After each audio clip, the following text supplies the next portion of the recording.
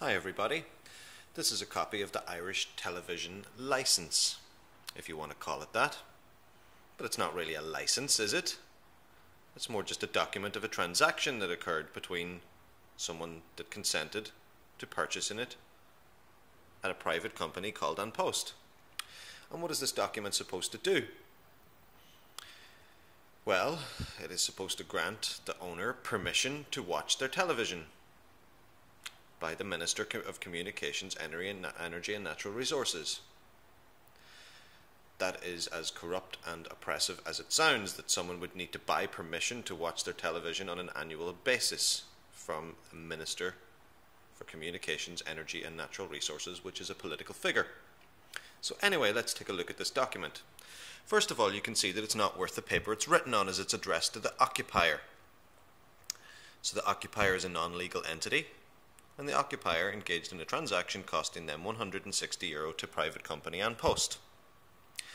It says, the Minister for Communications, Energy and Natural Resources grants this licence to the above named person. But there is no named person, is there? It's just the Occupier, a non-legal entity, subject to the holder observing the conditions contained in Section 143 of the Broadcasting Act 2009 to keep and have possession of a television set at the specified premises star, mentioned above star, in the vehicle star, mentioned below star. There is a barcode to validate the transaction, and this issuing officer of Emma Reen, and a nice little stamp there. So, as you can see, once again, this document is not worth the paper it's written on, and through harassment and intimidation, the Occupier was forced to engage in a transaction with a private company.